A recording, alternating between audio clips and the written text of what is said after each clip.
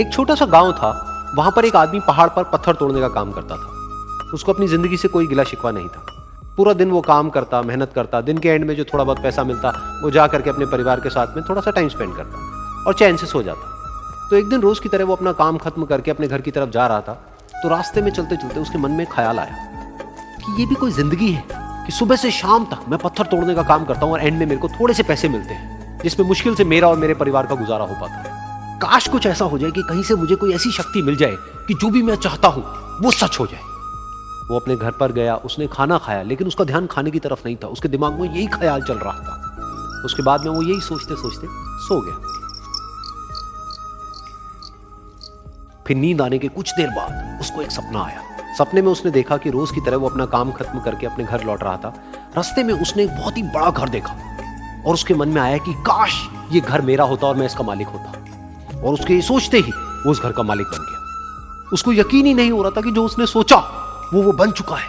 लेकिन उसकी खुशी ज्यादा देर नहीं टिक पाई, क्योंकि उसको एकदम से एक शोर सुनाई दिया। उसने अपने घर के बाहर देखा कि एक बहुत बड़ी रैली निकल रही है, जिसमें बीचों बीच एक पॉलिटिशियन है जो ऐसे ऐसे हाथ हिला रहा है। और वहां पर जितने भी लोग खड़े थे सब उसके नाम के नारे लगा रहे थे, उसके आगे हाथ जोड़ करके खड़े थे, सब उसको देखने के लिए तड़प रहे थे। तब उसको यह एहसास हुआ कि मैं कितना छोटा हूं उसके आगे। और फिर उसके अंदर से एक ख्याल उठा कि काश मैं ये पॉलिटिशियन होता और मेरे पास भी इतनी ही पावर होती जितनी कि इसके पास में है। बस उसका इतना सा सोचने की देर थी, वो पॉलिटिशियन बन गया। उसकी खुशी का ठिकाना नहीं था, क्योंकि उसके आसपास में हजारों लोगों की भीड़ थी और सब उसको देखने के लिए तरस रहे थे, तड़प रहे थे। लेकिन उसकी ये खुशी भी ज्यादा देर नहीं टिक पाई। धूप बहुत ही तेज थी और उस पॉलिटिशियन को आदत नहीं थी इतनी गर्मी में रहने की। तो उस धूप की वजह से उसको चक्कर आ गए और वो बेहोश होकर के गिर गया। फिर उसको एहसास हुआ कि ये पॉलिटिशियन सबसे ताकतवर नहीं है, ये जो सूरज है ये सबसे ताकतवर है। और उसके मन में आया कि काश मैं ये सूरज बन जाऊं तो मेरे आगे कोई नहीं टिक पाएगा। और उसका इतना सा सोचने की देर थी और वो सूरज बन गया। और वो खुशी से पागल हो गया, क्योंकि पूरी दुनिया को वो ही रोशन कर रहा था और पूरी दुनिया में ऐसा कोई नहीं था जो कि उसकी रोशनी को रोक सके। लेकिन उसकी ये खुशी भी ज्यादा देर टिक नहीं पाई, क्योंकि कुछ ही देर बाद आसमान में कुछ काले बादल आए जिन्होंने कि उस सूरज की रोशनी को रोक दिया। फिर उसको यह एहसास हुआ कि इस दुनिया में ऐसा भी कोई है जिसमें दम है उसकी रोशनी को रोकने का। और उसके मन में एक ख्याल उठा कि काश मैं वो बादल बन जाऊं।